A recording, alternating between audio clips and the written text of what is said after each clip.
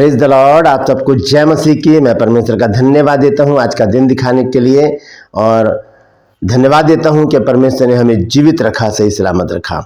आज हम दूसरे वचन पर चलेंगे। दूसरा वचन, जैसे कि मैंने आपको बताया था, प्रभु यीशु मसीह ने क्रूस पर जो 7 वचन कहे हैं उनको मैं स्टेप बाय स्टेप आपके सामने रखूंगा। बीच बीच में न्यूज़ भी डालूंगा, क्योंकि बहुत सारी न्यूज़ आती है। जो मेरे सब्सक्राइबर हैं वो दूसरी जगह देखते हैं, तो मैं चाहता हूं कि इसी चैनल पर वो न्यूज़ भी देखें जो दूसरे चैनल पर जाकर देखते हैं। तो आज भी मैंने एक न्यूज़ डाली है अरुणाचल प्रदेश की। एक ML है जिन्होंने वहाँ पर संसद में खड़े होकर बहुत बड़ी बड़ी बातें कही हैं प्रभु के लिए। तो चलिए आज के वचन में चलेंगे। तो वचन क्या है?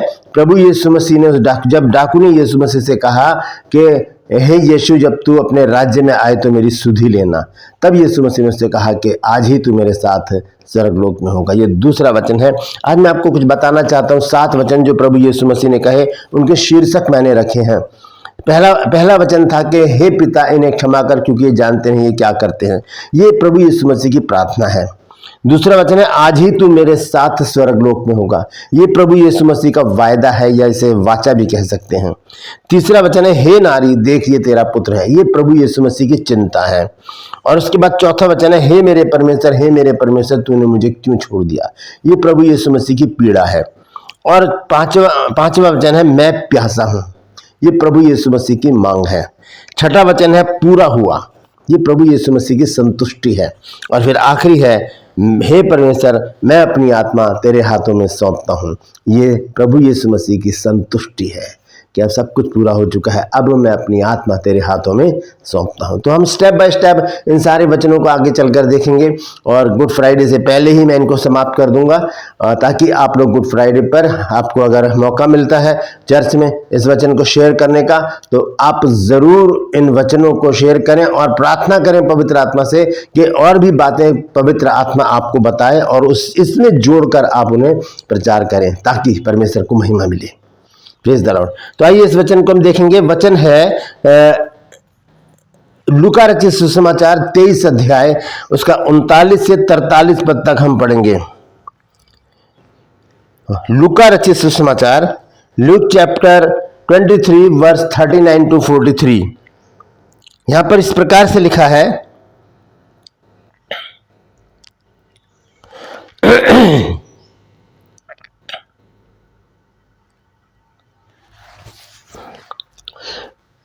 जो कुकर्मी लटकाए गए थे उनमें से एक ने उसकी निंदा करके कहा, क्या तू मसीह नहीं तो फिर अपने आप को और हमें बचा।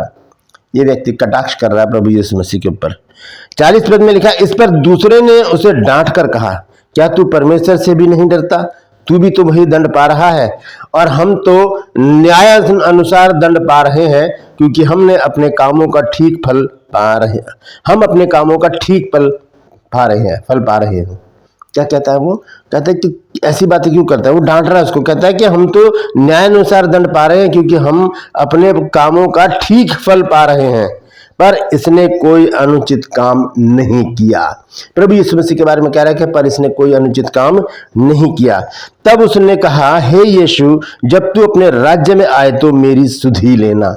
डाकू ने एक प्रार्थना की प्रभु यीशु मसीह से, और हम जानते हैं कि प्रभु यीशु मसीह किसी की प्रार्थना को निगलेक्ट नहीं करते। वो दुष्टात्माओं की प्रार्थना भी सुनते हैं। जब एक व्यक्ति था गिरासेनियों के देश में, वो यीशु मसीह के पास आया। उसने कहा कि तू मुझे क्यों सताने आया है? यीशु मसीह ने कहा कि तुम कौन हो? उसने कहा, हम सेना है।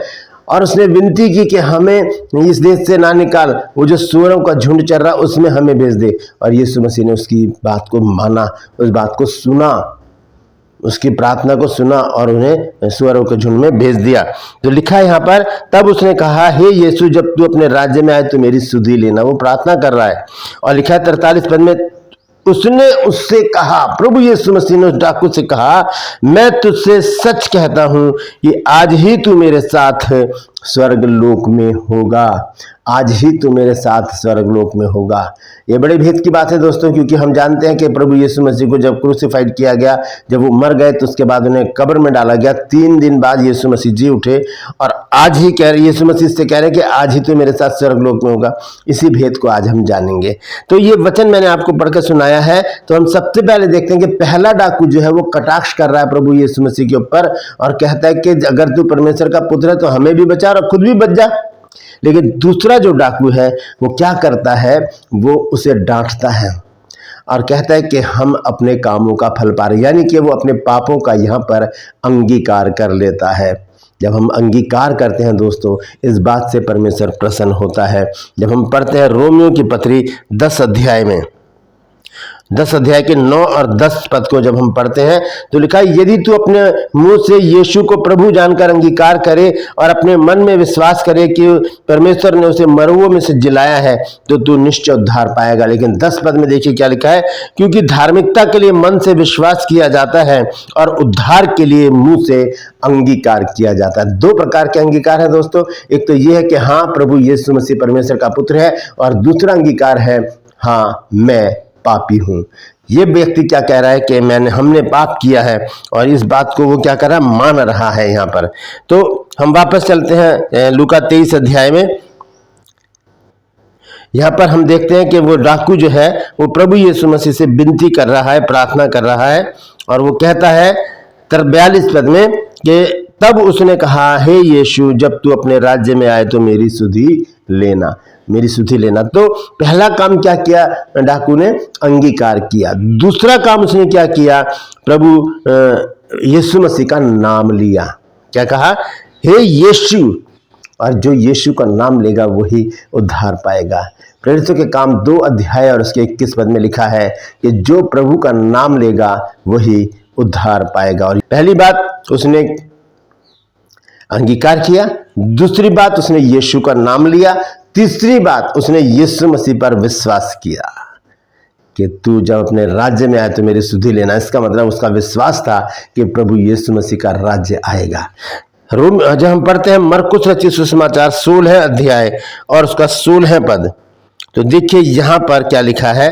प्रभु यीशु मसीह कहते हैं, जो विश्वास करे और बपतिस्मा ले उसी का उद्धार होगा, परंतु जो विश्वास न करेगा वो दोषी ठहराया जाएगा।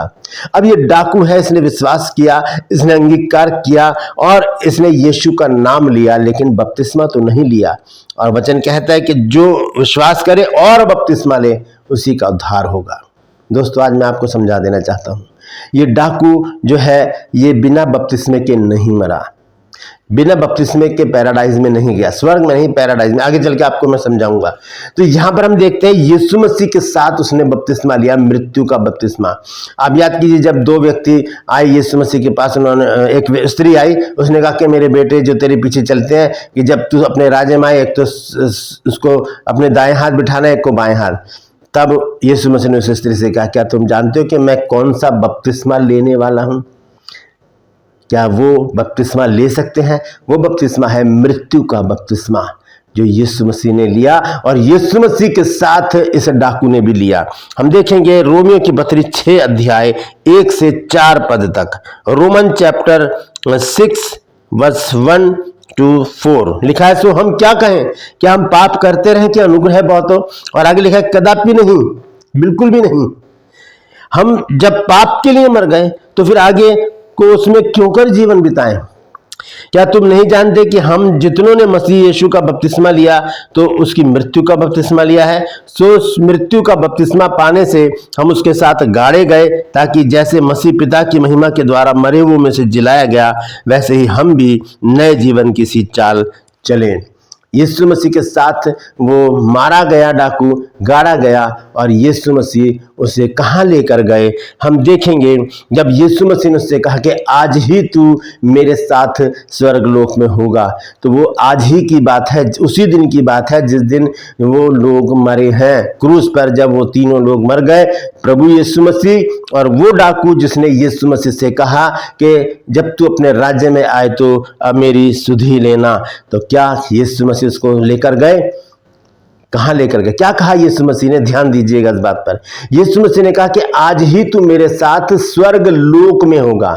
स्वर्ग नहीं कहा यीशु मसीह ने, स्वर्ग लोक कहा। देखिए 3 स्वर्ग हैं। जैसे संत पौलुस ने कहा कि मैं तीसरे स्वर्ग तक उठा लिया गया। तो पहला स्वर्ग क्या है? ये आसमान, जिसे कहते हैं हेवन। जब हम इंग्लिश की बाइबल में पढ़ते हैं उत्पत्ति 1 अध्याय और उसका पहला पद। तो देखिए वहां पर इस बात को स्पष्ट कर दिया जाता है जब हम पहले पद को पढ़ते हैं। जब यहाँ हिंदी में लिखा है कि आदि में परमेश्वर ने आकाश और पृथ्वी की सृष्टि की, लेकिन जब हम इंग्लिश में पढ़ते हैं तो देखिए उत्पत्ति की पुस्तक उसका 1 अध्याय और उसके पहले पद को जब हम पढ़ते हैं तो वहां पर क्या लिखा है, in the beginning God created the heaven and the earth. Heaven मतलब स्वर्ग, ये इंग्लिश के बाइबल में लिखा है और यहां पर लिखा है कि in the beginning God created the heaven and the अर्थ।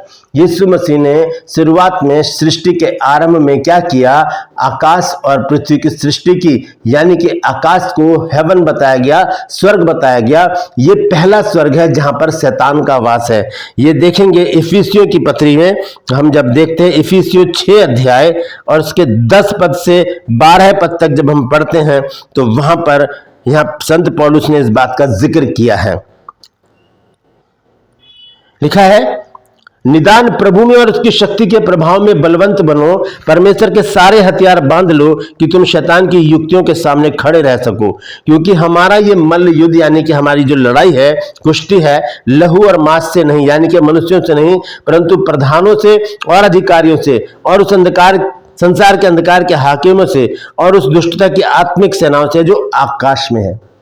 ये हेवन, पहला हेवन, पहला जो स्वर्ग है वहां पर कौन है, शैतान का वास है।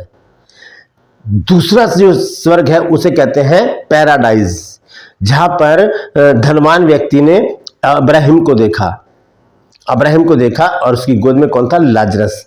तो ये दूसरा जो स्वर्ग है वो है पैराडाइज। वहां पर कहाँ जो मरते हैं जो लोग, वहां पर जाकर उनकी आत्मा इकट्ठा हो रही है वेदी के नीचे, यानी कि जो स्वर्ग है जहां पर परमेश्वर का वास है उसके नीचे वाला जो स्वर्ग है वहां पर सारी आत्मा इकट्ठा हो रही है।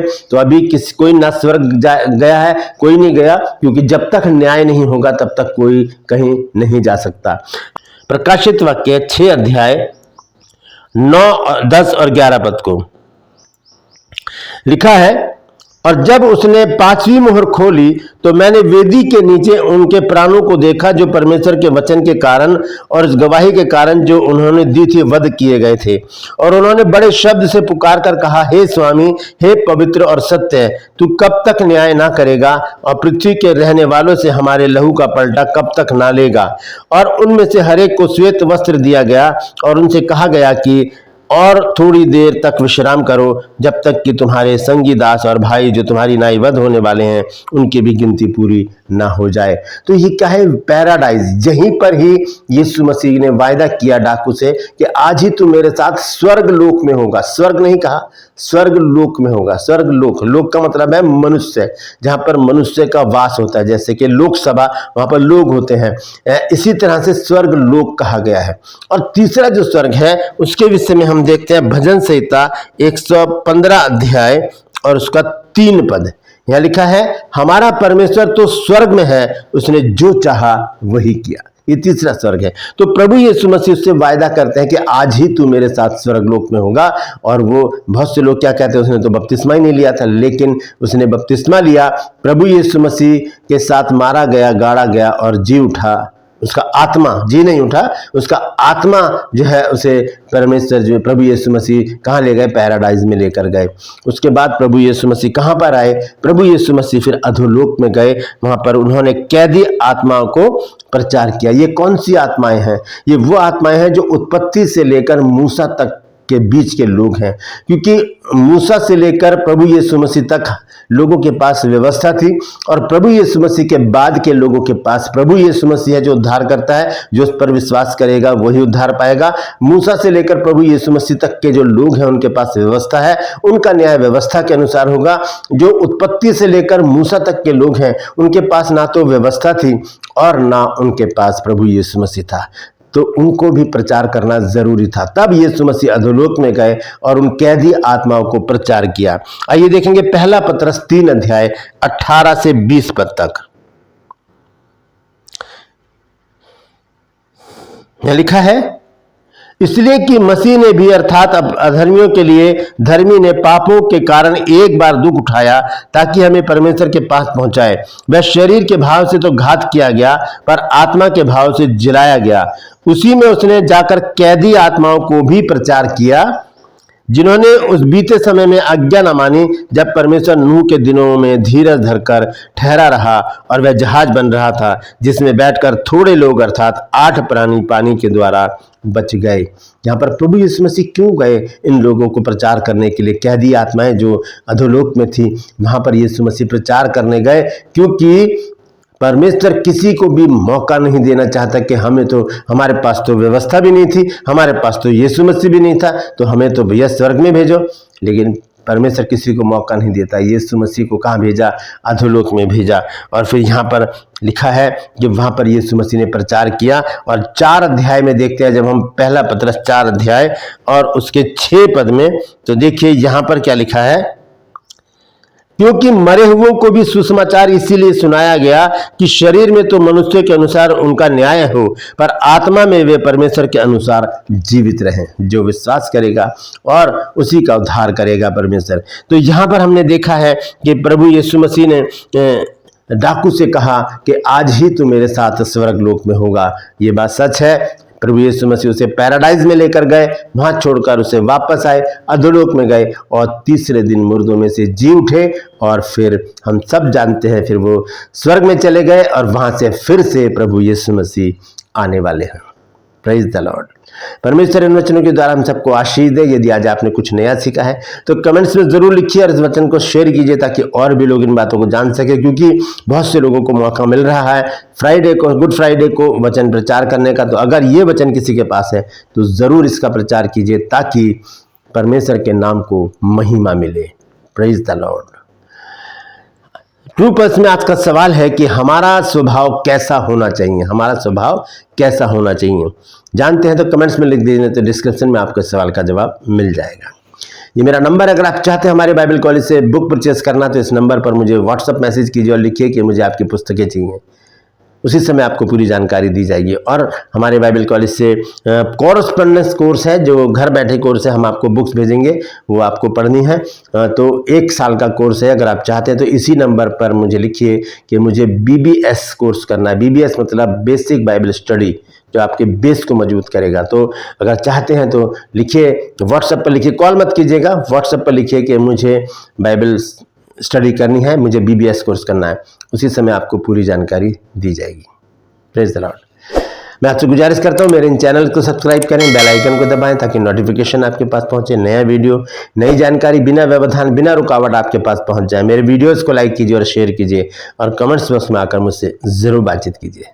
Praise the Lord. आज के लिए बस इतना ही। फिर मिलूंगा एक नए संदेश के साथ, एक नया वीडियो लेकर। तब तक के लिए मुझे इजाजत दीजिए, लेकिन अपना और अपनों का ख्याल रखिए और ध्यान रखिए, प्रभु यीशु मसीह आने वाले हैं, तैयारी में लग जाइए। Praise the Lord. परमेश्वर आप सबको आशीष दे।